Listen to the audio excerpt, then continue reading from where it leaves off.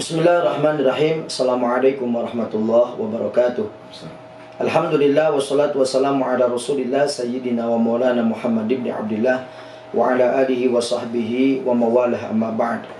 Nawaina ta'alluma wa ta'lim wal ifada wal istifada wal naf'a wal intifa' wal mudzakarata wal istidhkar wal hasa ala tamassuki bi kitabillah wa bi sunnati Rasulillah sallallahu alaihi wasallam wa du'a lil huda wa dalalata ala al khair ibtigha wajhillahi wa qurbi wa thawabi subhanahu wa ta'ala.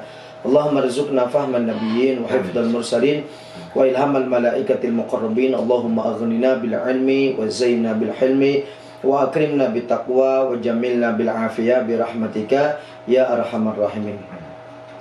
Para sahabat radioku dimanapun anda berada, yang semoga senantiasa dimuliakan Allah subhanahu wa ta'ala. Alhamdulillah, sore hari ini kita bisa siaran kembali seperti semula kajian kita setiap hari Senin sore. Dimana untuk hari ini karena kebetulan sudah hampir akhir bulan Shofar dan ini hari Senin, dan insya Allah nanti hari Rabu ini adalah hari Rabu terakhir di bulan Shofar. Nah ini di sini ada sesuatu. Jadi sebagaimana bulan-bulan yang lain, keberadaan bulan Shofar itu kalau kita perhatikan itu memang termasuk daripada bulan yang ada perhatian di situ. Namun perhatian di bulan Shofar ini bukan karena ada ibadah yang luar biasa, yang wajib misalkan seperti Ramadan, atau ada sesuatu yang mulia seperti di bulan Maulid dan sebagainya, tidak. Akan tetapi di sini ada sesuatu yang mana beredar di masyarakat yang diistilahkan dengan Rebo Wekasan, sehingga akhirnya sebagian para ulama juga memperhatikan tentang akhir bulan Shofar ini. Berangkat dari inilah sehingga masyarakat berbeda di dalam menanggapi tentang Rebo Wekasan ini ya. Ada yang melakukan sholat, ada yang melakukan sodako dengan cara membuat bubur dan sebagainya. Lalu bagaimana sih penempatan Rebo Wekasan di dalam syariat? Apakah memang betul ada dalilnya atau bagaimana? Pertanyaan yang sangat mendasar tentang masalah Rebo Wekasan adalah, adakah Rebo Wekasan itu dalam syariat dan bagaimana mempercayainya tentang Rebo Wekasan ini? Maka ada beberapa keterangan yang bisa menjadi acuan untuk awal tentang Rebo Wekasan ini ya. Yaitu diantaranya keterangan dari sebuah hadis an Jabir bin Abdullah, dari Jabir bin Abdullah qol, beliau berkata qala Rasulullah sallallahu alaihi wasallam, Rasulullah SAW bersabda, atani Jibrilu alaihi salam, Jibril mendatangi kata Rasulullah SAW, fa amarani an aqdiya bil yamini ma'asyahid, lalu malaikat Jibril memerintahkan kepada saya untuk melakukan sumpah dan menjadikan saksi. Waqala, lalu setelah itu, setelah saya bersumpah dan menyiapkan saksi, maka malaikat Jibril berkata, inna yaumal arbi'ai yaumun nahsin mustamirin, sesungguhnya hari Rabu itu adalah hari nahsin, hari nahas. Ini bahasa Arabnya juga nahsin, bahasa kita juga nahas ya. Hari Rabu adalah hari nahas mustamirin, yang terus-terusan ya, yang terus-menerus. Maka kalau kita lihat dalam hadis ini, hari Rabu ini adalah hari nahas ya. Tetapi yang perlu diperhatikan bahwa malaikat Jibril di situ tidak menentukan ya, tidak mengatakan bahwa yang dimaksud Rabu itu adalah Rabu hari Wekasan atau Rabu terakhir bulan Shofar. Tidak ada, keterangannya cuman inna yaumal arbi'a, bahwa hari Rabu itu yaumun nahsin mustamir, hari nahas yang terus menerus. Tapi malaikat Jibril tidak menentukan kalau yang dimaksud adalah hari Rabu terakhir di bulan Shofar, seperti itu ya. Yang pertama itu. Yang kedua, setelah diteliti, ternyata hadis Jabir ini itu adalah hadis yang dhaif, hadis yang lemah. Karena hadis lemah tidak bisa dijadikan sebagai apa? Dijadikan sebagai hujah atau dijadikan sebagai dalil ya. Tetapi sebenarnya ada isyarah di situ dalam Al-Qur'anul Karim tentang bahwa hari ada hari di mana di situ hari nahas gitu ya. Tetapi dalam Al-Qur'an ini konteksnya yaitu adalah tentang siksa terhadap kaum Ad. Ya, kaum Ad itu kaumnya Nabi Nuh. Itu dalam surat Al-Qamar ayat 19. Allah berfirman, "Inna arsalna 'alaihim rihan sarsara fi yaumi nahsin mustamir." Ya. Allah mengatakan, sesungguhnya aku telah mengirim kepada kaum Ad apa? Rihan sarsara, yaitu angin yang kencang. Ada yang memaknai angin yang dingin. Ya, angin kencang dingin. Ya. Kapan? Fi yaumi nahsin, di hari nahas yang mustamir, yang berkelanjutan. Sebagian ulama ya dalam ayat ini, karena Allah mengatakan bahwa aku telah mengutus, aku telah mengirim angin, bukan mengutus ya, mengirim angin yang kencang kepada kaum Ad di hari yang nahas, hari yang sial, yang terus menerus. Sebagian ulama ada yang berpendapat bahwa adab Allah Subhanahu wa taala yang berupa angin kencang ini atau angin dingin ini, yaitu yang terjadi kepada kaum Ad, itu terjadinya di hari Rabu akhir bulan. Ya. Di hari Rabu akhir bulan. Dan ini bisa dilihat dalam kitab Lubabut Ta'wil atau Tafsir Khazin namanya. Ya, di situ ada keterangan seperti itu. Namun tidak dijelaskan oleh para ulama di sini apakah hari terakhir bulan itu apakah bulan Safar atau di bulan yang lain. Yang jelas di akhir bulan. Jadi sebagian ulama ada yang mentafsiri turunnya hari nahas itu, yaitu angin kencang kepada kaum Ad itu di akhir bulan. Tapi di akhir bulan apa? Di hari Rabu akhir bulan. Namun tidak dijelaskan apakah akhir bulan ini bulan Safar atau bulan yang lain. Maka ini turunnya juga adab kepada kaum Ad, yaitu karena mereka tidak menerima ajakan dari Nabi Hud, ya. Dan ini juga bukan bersifat umum. Ini angin yang diturunkan di hari akhir bulan itu, hari Rabu akhir bulan, itu juga dikhususkan kepada kaum Ad, yaitu kaumnya Nabi Hud, bukan secara umum kepada siapapun, seperti itu. Maka dari beberapa sumber yang sahih, baik dari Al-Quran maupun dari hadis, ya, yang telah disebutkan tadi, itu berarti jelas tidak ditemukan secara spesifik bahwa dalil rebau kasan itu ada dalam Al-Quran atau hadis, ya. Namun ternyata anggapan itu berasal dari orang-orang yang memiliki pengetahuan. Jadi asal usul munculnya rebau kasan itu dari orang-orang yang memiliki pengetahuan bahwa di akhir rebau bulan Safar, ya, itu banyak sekali penyakit-penyakit atau bencana-bencana yang diturunkan oleh Allah Subhanahu wa taala. Mungkin diteliti oleh mereka, setiap hari Rabu akhir itu banyak yang sengsara dan sebagainya. Dan ada sebagian tadi yang disampaikan di awal, ada yang bermimpi seperti dan sebagainya. Maka berarti kesimpulannya rebau kasan itu munculnya bukan dari Al-Quran atau hadis. Berarti tidak ada dalil, hanya dari orang-orang yang memiliki pengetahuan. Artinya orang-orang yang alim, yang paham mungkin masalah ilmu nujum atau ilmu lintang dan sebagainya. Dan ternyata ada teks terkait rebau kasan. Ya, ini disebutkan dalam kitab kitab Ahmad bin Abdul Razak, itu Fatwa Lajnah Daimah lil Buhus. Ini fatwanya para ulama internasional, ya. Di situ dikatakan begini. Ya.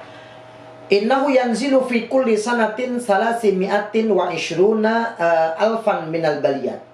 Bahwa sesungguhnya di setiap tahun itu diturunkan ada 320.000 bala. Ada 320.000 bala diturunkan. Wa kullu dzalika fi yaumil arbi'i, dan itu semua diturunkan pada hari Rabu al-akhiri, di hari Rabu akhir, min syahri Safar, dari bulan Safar. Fayakunu dzalikal yaumu as'abal ayyam fi sanati kulliyah. Sehingga akhirnya hari Rabu terakhir bulan Safar itu adalah hari yang paling sulit, hari yang paling susah di dalam satu tahun, ya. Hari yang paling susah di dalam satu tahun. Sekarang pertanyaan yang sangat mendasarnya, bagaimana hukum mempercayai tentang masalah ini? Karena tidak ada keterangan satupun dari Al-Quran atau dari hadis, gitu ya. Bagaimana sekarang kita mempercayainya? Maka di sini mempercayai tentang masalah ini sebenarnya diperbolehkan, tapi dengan beberapa syarat ya tentunya.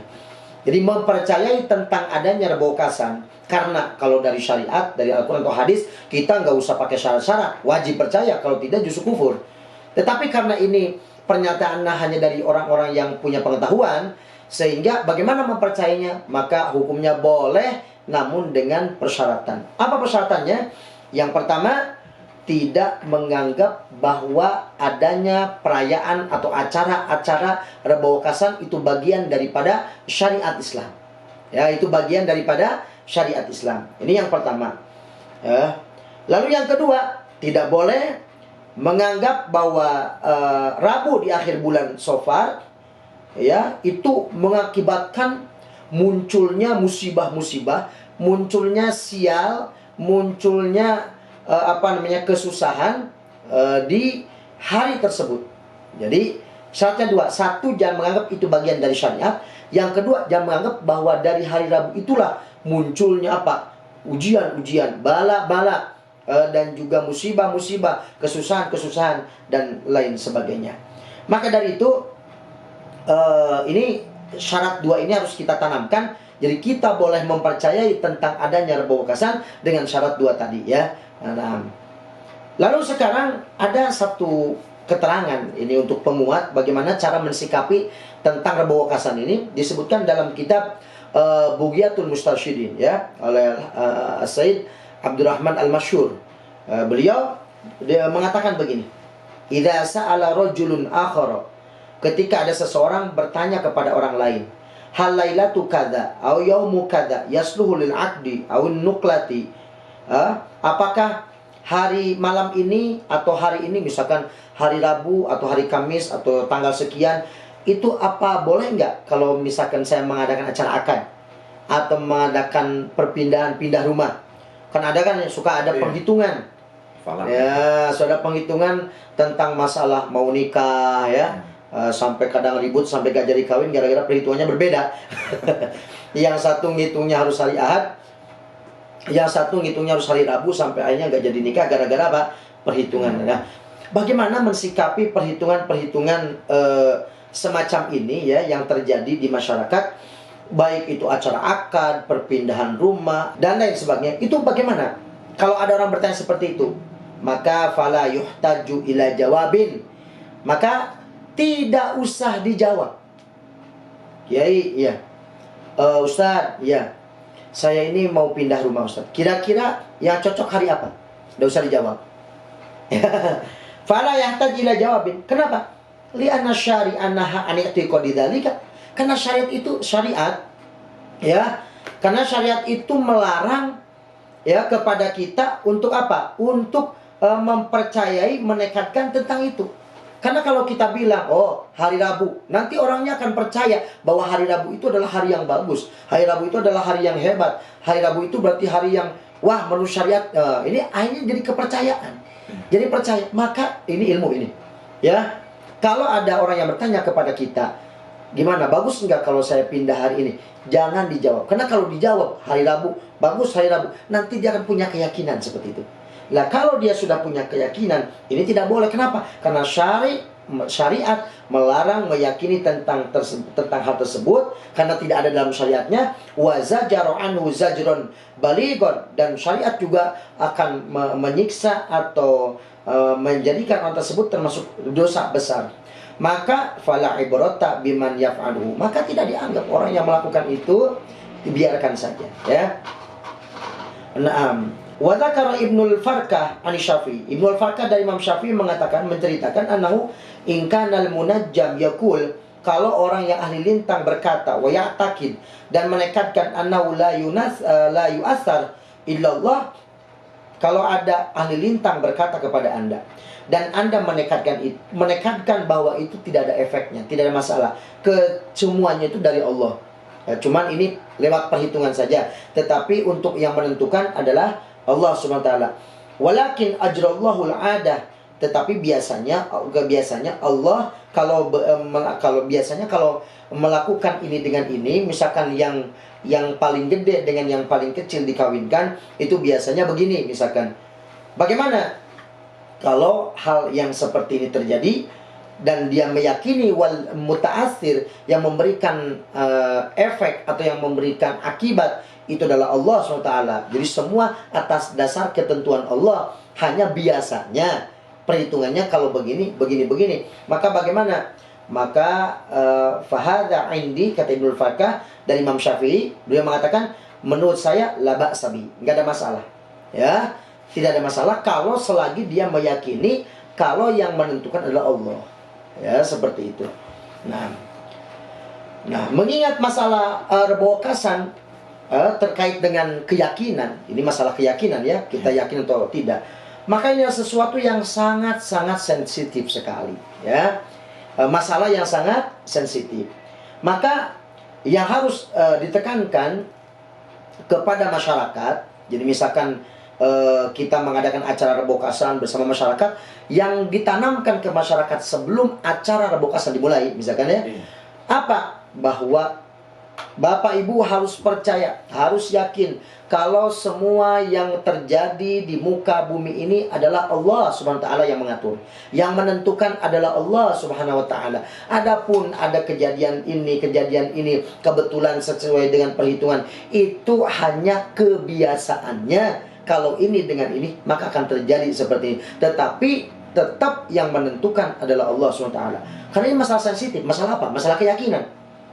Karena masalah keyakinan, maka dari itu hati-hati, jangan sampai meyakini dengan salah, jangan sampai menekatkan dengan salah. Kalau salah ini bisa bahaya. Maka dari itu tanamkan kepada mereka bahwa al-mu'assir, yang memberikan, yang mengatur, yang memberikan efek atau yang memberikan bekas terhadap sesuatu, misalkan ada sakit dan sebagainya, itu adalah Allah Subhanahu wa taala. Lalu bagaimana dengan hadis yang secara tekstual, secara sorry, secara jelas di situ dalam sebuah hadis Rasulullah SAW, di mana ini hadis Sahih Bukhari ya, hadis Sahih Bukhari mengatakan begini, an Abi Hurairah radhiyallahu anhu anin Nabi sallallahu alaihi wasallam, dari Abi Hurairah radhiyallahu anhu dari Nabi Muhammad sallallahu alaihi wasallam, Nabi bersabda, la adwa wala tiarota wala hamata wala sofaro. Di sini dalam hadis la adwa, kata Rasulullah, tidak ada yang namanya penyakit itu menular. Ya. Ada sebagian orang kemarin, makanya kemarin waktu corona itu kita tanamkan kepada masyarakat jangan sampai meyakini salah, meyakini kalau corona ini akan menular. Ini repot juga ya. Kenapa? Karena kalau menular begini logikanya. Kalau memang penyakit itu menular, ya, Zaid kena penyakit, nular dari siapa katanya? Dari tetangganya si Bakar. Si Bakar dari mana? Dari si Umar, dari si Fulan. Lalu yang pertama kali dia kena dari mana? Ya? Kena dari mana? Tanda tanya. Berarti kan nggak nular. Buktinya ini orang yang sakit pertama kali itu, dia tidak tertular dari siapa-siapa. Tapi dari mana? Allah Subhanahu wa taala. Allah memberikan penyakit kepada orang ini, dan kebetulan yang dekat dengan dia akhirnya dia sakit juga. Mungkin karena ternyata cuacanya yang sama, sehingga misalkan sekarang dari musim pancaroba ya, banyak orang pilek, banyak orang yang sakit. Itu bukan berarti menular sebenarnya, tapi kebetulan suasananya pancaroba, sehingga orang-orang yang tidak kuat fisiknya, maka dia terkena penyakit tersebut. Ya, seperti itu. Karena kalau penyakit itu menular, maka nanti orang yang pertama kali dari mana? Misalkan ini ada kalau di Arab onta ya, kalau di kita misalkan ada PMK misalkan, atau di sapi atau di apa. Nanti ketika misalkan menular, lalu yang pertama kali kena dari mana? Yang pertama kali sakit dari mana itu kena tularannya? Mesti ada kan yang pertama kan? Lalu setelah itu berurutan. Maka dari itu berarti tidak menular, karena buktinya yang pertama kena penyakit itu kita tidak tahu tertular dari mana. Maka berarti gimana? maka penyakit itu tidak menular. Makanya kata Rasulullah, la adwa, tidak ada yang namanya penyakit itu menular. Ini kalau dibahas lebih panjang lagi ya. Wala tiarota, dan Rasul mengatakan tidak ada tiaroh. Tidak ada yang namanya itu tiaroh atau ramalan atau menganggap sial dengan sesuatu. Dengan burung, misalkan burung hantu. Wah, ini ada yang mati nih. Atau misalkan ada piring jatuh, langsung menganggap, wah ada apa, dan sebagainya. Nggak ada namanya tiaroh. Mitos, bahasa kita gampangnya. Nggak ada yang namanya mitos. Wala hamata, dan juga tidak ada hama. Itu nama satu burung malam, ya, burung bagian malam dia keluarnya. Nggak ada istilah hama. Artinya apa? Burung ini keluar di malam hari. Istilah Sunda mah entrep. Apa ya bahasa? Gagak. Bukan entrep itu hinggap. Ya, hinggap. Hinggap misalkan di satu satu tempat, lalu punya keyakinan, wah ini penghuninya mati di besoknya. Kebetulan kayaknya, jadi melihat ada burung malam, dia terbang hinggap di rumah itu, dia punya keyakinan, wah ini besok orangnya kan mati misalkan. Itu nggak ada kata Rasul. Wala sofaro. Nah ini. Dan yang terakhir ada kalimah wala sofaro, dan tidak ada yang namanya sial di bulan Sofar. Nah, ini kan secara teks hadis ini jelas sekali ya, melarang mempercayai tentang bulan Sofar. Sementara tadi saya menyampaikan di bulan Sofar ada rebawakasan, turunnya bala. Itu boleh kita percayai tadi, tapi dengan syarat dua tadi ya, dengan syarat dua. Maka seolah bertentangan dengan hadis ini. Kata Nabi tidak ada yang namanya mitos di bulan Sofar seperti itu. Maka kita bahas kalimah wala sofaronya saja, karena yang kita bahas bulan Sofar. Bagaimana? Jadi wala sofaro ini, makna wala sofaro artinya kata Rasul tidak boleh kalian meyakini tentang di bulan Sofar ada sesuatu ini. Yaitu artinya apa? Orang-orang Arab mereka menganggap bahwa di bulan Sofar itu merupakan bulan sial. Ya, bulan sial. Tetapi orang-orang Arab itu tidak pernah meyakini bulan Sofar di hari Rabu terakhir. Ya. Jadi sekalipun Nabi mengatakan wala sofaro, kamu jangan menganggap keyakinan di bulan Sofar adalah bulan sial. Ya, berarti kan kalau begitu ada sesuatu di bulan Sofar, sehingga kamu jangan meyakini itu.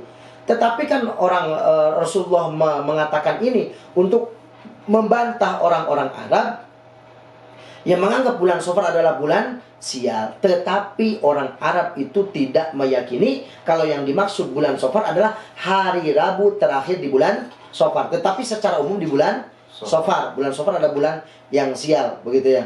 Sampai para kiai-kiai pun tukang ceramah sial juga. Bulan Sofar libur ya. Udah paham itu. Akhirnya karena libur akhirnya ngedoa, ya Allah, begitu tetangga saya yang udah sakit cepat mati, kan lumayan tahlil 7 hari. Parah ini. Kalau sudah 2-3 kan lumayan 1 bulan, sudah masuk ke bulan Rabiul Awal, sudah joblan. La haula wala quwwata illa billah ya. Nah, ini yang pertama ya. Sehingga dikatakan di sini di dalam kitab Ibnu Rajab Al-Hambali dalam kitab Lataiful Ma'arif ya, ini kitab yang khusus membahas tentang masalah bulan-bulan Hijriyah, ada apa kejadian seperti apa, bagaimana, lalu apa yang harus diamalkan. Itu namanya kitab Lataiful Ma'arif ya. Dalam kitab Lataiful Ma'arif Imam Ibnu Rajab Al-Hambali beliau mengatakan begini, innal murad anna ahlal jahiliyah, bahwa yang dimaksud sesungguhnya orang-orang jahiliyah kanu yastaishimuna bisofar, mereka orang-orang jahiliyah itu merasa sial di bulan Sofar. Wa yaquluna, dan mereka mengatakan innau syahrun mas'um, sesungguhnya bulan Sofar adalah bulan sial. Maka setelah itu bagaimana? Fa'abtolan Nabi, lalu Nabi membatalkan bahwa la sofaro, nggak ada yang namanya sial di bulan Sofar. Sehingga Anda mau menikahkan, boleh. Mau apa-apa di bulan Sofar, silahkan. Nabi sudah membantah, mengatakan wala sofaro, nggak ada masalah di bulan Sofar. Nah, begitu. Sehingga dengan keyakinan ini akhirnya Rasulullah memberikan pemahaman kepada umat, kepada kita, kepada keyakinan orang jahiliyah, bahwa kalian yang menganggap di bulan Safar penuh dengan apa, dengan ujian, dengan mitos dan sebagainya, ketahuilah wala Safar, nggak ada yang namanya mitos di bulan Safar, begitu. Dan juga ini pendapat yang pertama mengatakan bahwa apa, bahwa Safarnya itu secara umum, jadi bukan di hari Rabu terakhir. Ada juga yang mentafsiri bahwa maksud Safar di sini bukan bulan Safar, tetapi apa?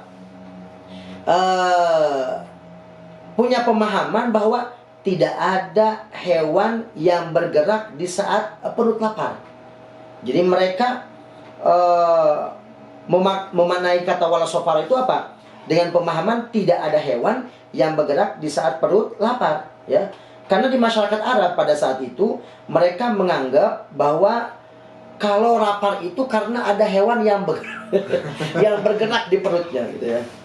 Jadi di perutnya ada hewan bergerak sehingga akhirnya lah lapar. Maka kata Nabi wala Safar, nggak ada yang namanya lapar itu terus ada hewan yang bergerak di perut kita, itu nggak ada. Itu seperti itu. Itu maksud daripada hadis Nabi wala Safar.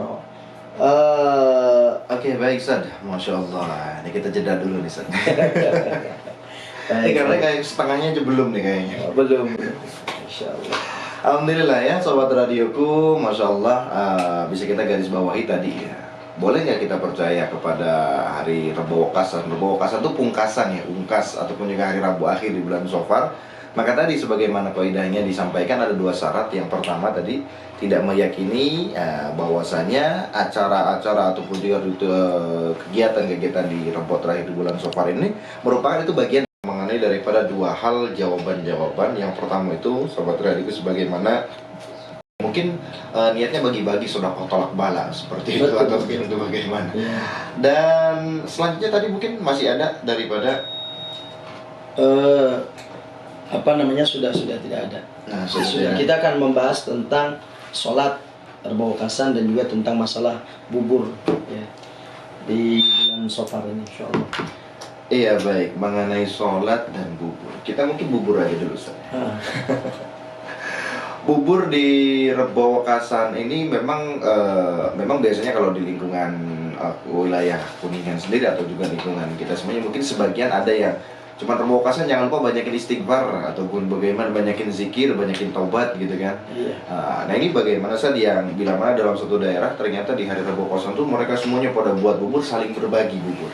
Ini bagaimana? Ya, Bismillahirrahmanirrahim. Tentang masalah bubur di hari Rabu Wakasan atau Rabu terakhir bulan Safar itu secara dalil tidak ada. Tetapi bagi orang yang meyakini bahwa memang bala itu selalu turun ya kepada kita dan jangan sampai menentukan di hari Rabu saja, tetapi ya hari Rabu ini sebagai pengingat kita lah gitu istilahnya, mengingatkan kepada kita untuk apa? Untuk bersedekah. Ya, supaya apa? Supaya tetap dari bala. Karena bukan masalah bubur Rabu Wakasannya sebenarnya. Ketika memberikan bubur, membagi-bagi, berarti kan terjadi sedekah. Nah, sedekah ini dalam ada hadis, as-sedekah itu tadfa'ul bala. Sedekah itu menolak bala. Maka dari itu bagaimana dengan bubur di hari Rabu Wakasan? Boleh-boleh saja, tidak ada masalah. Karena itu sebagai bentuk sedekah. Sebagai bentuk sedekah dan sedekah itu menolak bala. Namun yang terpenting adalah kesunahan bersedekah bukan hanya di Rabu Wakasan saja. Akan tetapi setiap saat, setiap waktu supaya kita terjauh daripada bala. Sehingga disebutkan dalam kitab Majmu' ala Syarhil Muhadzab Imam Nawawi, beliau mengatakan qala ashabuna, artinya para ulama-ulama mazhab Syafi'i mengatakan yustahabul iktsar minas shadaqah. Disunahkan untuk memperbanyak sedekah indal umur al muhimmah. Ketika di dalam hal-hal yang penting. Maulid, ketika ada orang meninggal dunia, ini hal penting. Mereka yang sudah meninggal itu butuh apa coba? Butuh pahala. Maka penting nih sedekah. Pahalanya untuk orang yang meninggal dunia. Dan sekarang misalkan di di bulan Safar ini terjadi ujian dan lain sebagainya, maka kita sedekah. Ya, disunahkan sedekah, memperbanyak sedekah supaya tetap dari bala. Tapi jangan sampai meyakini kalau bubur misalkan sodakohnya tidak harus bubur ya. Cuman mungkin pada zaman itu, zaman Belanda kali ya, istilah Jawa zaman londo. Mereka susah didapat. Mereka susah mendapatkannya, memang ekonomi juga masih lemah sehingga mereka akhirnya sodakohnya hanya dengan bubur saja. Kalau sekarang ya sodakohnya ya telur lah ya, 1 kilo sama mie sama mie instan sama susu, beras, nah berkat jadinya, ya, atau apa namanya bronjong istilah Jawa ya. Itu kalau sekarang lah, jangan bubur gitu ya. Cuman memang sudah menjadi adat yaitu bubur. Ada yang mengatakan kalau Islam Madura tajin istilahnya namanya bukan bubur suro tapi tajin sura gitu ya. Tajin sofar, bulan sofar, artinya bubur. Secara apa namanya, kesimpulannya adalah yang paling penting adalah kita sodakoh ya. Sodakoh itu menolak bala dan tidak harus di hari Rabu terakhir saja, akan tetapi setiap saat, setiap waktu, bahkan endal umur al muhimmah, ketika ada sesuatu yang penting, misalkan istri akan lahiran, ketika 4 bulanan, makanya ada sodakoh. Kenapa? Karena itu hal penting dan itu disunahkan seperti itu. Jadi kesimpulannya adalah bubur sura ini satu tidak wajib. Apakah boleh membikinnya? Boleh. Dan sunnah membagikan supaya tertolak dari bala, sekalipun kita tidak meyakini kalau bala itu akan terjadi di hari Rabu terakhir di bulan Safar atau secara umumnya di bulan Safar, tidak akan. Tetapi yang namanya mengamalkan, membuat bubur, membagikannya, itu tidak ada masalah, tidak melanggar syariat. Kenapa? Karena itu bentuk daripada sodako seperti itu ya. Iya, baik, Masya Allah. Kalau bentuk sodako boleh-boleh saja. Cuman kalau dalam artian mungkin yang namanya kadang-kadang kan ini, mohon maaf ya, kadang-kadang ada yang namanya sesajen atau bagaimana gitu kan supaya kita terhindar dan lain-lain. Ini mungkin sesajen ini bisa menjadikan sesajian kalau untuk kita sebagai tamu itu nggak masalah ya. Iya. Tapi kalau kadang-kadang sesajen kadang-kadang kan ada yang disimpan di mana, di tempat-tempat tertentu nih. Tempatnya mbah. Iya, bagian dulu. Oke, baik ya sobat radioku. Jadi intinya ya kalau bisa tiap hari sedekah. Betul. Gitu ya, alhamdulillah. Baik tiap hari mau sedekah bubur ataupun juga sedekah yang lainnya, Masya Allah ya. Dan tentunya yang terakhir nih Ustaz.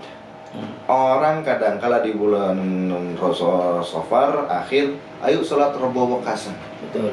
Nah ini kan sedangkan kita tahu bahwasanya sholat itu ada sholat sunnah. Itu kan nggak ada yang namanya sholat Rebo Wekasan. Adanya sholat sunnah mutlak, sholat sunnah yang lainnya seperti hanya yang sudah ditentukan, ada juga yang sholat wajib. Nah ini sholat Rebo Wekasan ini masuk ke kategori mana yang jadi bahan pertanyaannya ini? Iya, baik.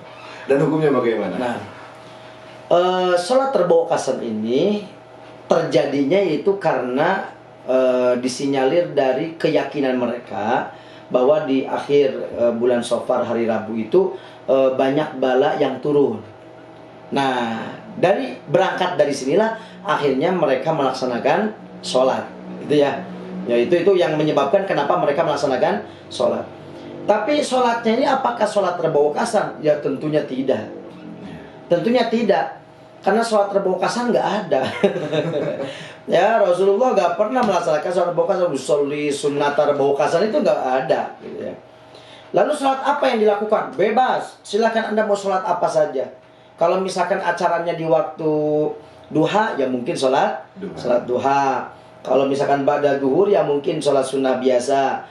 Di malam hari mungkin bisa sholat apa namanya, kalau tahajud kan tidur dulu ya. Kalau misalkan ba'da isya, sholat hajat, misalkan sholat witir dan sebagainya.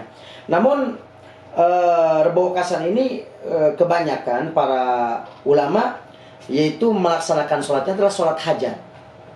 Jadi sholat Rebo Wekasan itu sebenarnya ulama mengajarkannya sholat hajat. Cuman karena kebetulan di hari Rebo Wekasan dilaksanakannya dan memang itu seperti itu pelaksanaannya, maka orang awam menganggapnya itu adalah sholat Rebo Wekasan. Tapi sebenarnya dari ulama sama sekali tidak mengatakan sholat Rebo Wekasan itu sholat hajat. Karena kita butuh apa? Butuh keselamatan, butuh kita panjang umur, sehat walafiat, perlindungan dari bala dan sebagainya. Maka yang dilaksanakan adalah sholat hajat. Berapa rakaat? Sholat hajat itu ya bisa 4 rakaat, bisa juga dua rakaat ya, seperti itu. Bisa juga sendirian, bisa juga berjamaah, tidak ada masalah. Maka ada sholat hajat ini dijelaskan di dalam sebuah keterangan ya, dijelaskan ini di dalam hadis Tirmidzi atau Sunan Tirmidzi ya. Di sini katakan begini, An Abdullah bin Abi Aufa, dari Abdullah bin Abi Aufa qala Rasulullah sallallahu alaihi wasallam, Nabi bersabda, man kanat lahu ilallah hajah. Barang siapa yang punya kebutuhan kepada Allah, yang punya keinginan kepada Allah, yang punya sesuatu yang harus disampaikan kepada Allah, aw ila ahadin min bani Adam, atau mungkin ada keinginan sesuatu kepada seseorang. Misalkan saya butuh supaya si fulan itu mau dengan saya, supaya si fulan itu dermawan dengan saya, misalkan ya. Itu jadi butuhnya kepada Allah atau butuh kepada seseorang. Maka bagaimana caranya? Fal yatawaddo. Maka caranya, berarti sholat rebaukasan ini sebenarnya sholat hajat. Bagaimana caranya? 1, wudu. Setelah wudu, fal yuhsinul wudu. Maka wudunya diperbaiki, artinya yang sempurna. Setelah wudu, summa liyusalli, lalu bersolatlah rakaataini, itu sebanyak 2 rakaat. Summa liyu'ni 'alallahi, lalu setelah itu memintalah kepada Allah Subhanahu wa taala. Mohon maaf, summa liyusni 'alallah, lalu memuji kepada Allah Subhanahu wa taala. Wal yusalli 'alan nabi sallallahu alaihi wasallam, lalu bersolawat kepada Nabi Muhammad sallallahu alaihi wasallam ya. Setelah sholat kepada Nabi Muhammad, tsummal yakul, ini setelah selesai ya, sholat 2 rakaat. Setelah selesai sholat 2 rakaat, lalu memuji kepada Allah, alhamdulillahirabbil alamin, sholat kepada Nabi, Allahumma shalli ala sayyidina Muhammad. Tsummal yakul, lalu ucapkan la ilaha illallahul halimul karim, subhanallahi rabbil arsyil azim, alhamdulillahi rabbil alamin, as'aluka mujibati rahmatik wa azaima maghfiratik wal ghanimata min kulli birrin wa salamata min kulli ismin, la tada' li dhanban illa ghafarta wala hamman illa farajta wala hajatan hiya laka ridwan illa qadaitaha ya arhamar rahimin. Itu bacaannya seperti itu, cara-cara seperti itu ketika melaksanakan sholat hajat. Tapi hadis ini hadis dhaif ya, dianggap hadis ini hadis lemah, sehingga tidak bisa dijadikan dalil untuk melaksanakan sholat. Jadi sebenarnya sholat hajat ini kalau dalam fadhailul amal kan tidak masalah ya, tidak masalah, nggak apa-apa melaksanakan sholat hajat itu boleh. Tetapi secara dalil itu sebenarnya sholat hajat itu, dalil sholat hajat itu tidak kuat, dhaif hadisnya. Tetapi kan dalam fadhailul amal boleh, dalam keutamaan beramal dilaksanakan tidak ada masalah. Cuman ada hadis lain yang sahih, yang kuat, yang menguatkan bahwa kita ini memang disunahkan untuk sholat. Itu kalau ada hajat, kalau ada sesuatu. Berarti bukan, memang dalil sholat hajat itu lemah, dhaif. Akan tetapi ada penguat yang semakna hadis sahih yang diriwayatkan dalam Musnad Imam Ahmad bin Hanbal. Begini kata-katanya, man tawaddo'a, barang siapa yang melaksanakan wudu, fa asbaghal wudu'a, lalu dia menyempurnakan wudunya, tsumma shalla rak'ataini, lalu dia salat 2 rakaat, yutimmuhuma, yang salat 2 rakaatnya secara sempurna, betul-betul khusyuk dan menghadap kepada Allah, maka bagaimana balasannya? A'tahullahu ma sa'al, Allah Subhanahu wa ta'ala akan memberikan apa yang ia minta, muajjalan atau muakharan, baik itu disegerakan oleh Allah atau ditunda-tunda. Yang jelas, kalau Anda punya hajat, maka berwudu yang sempurna, sholat 2 rakaat, lalu minta kepada Allah, maka Allah akan memberikannya, baik itu secara cepat, seketika, atau ditunda. Maka ini berarti apa?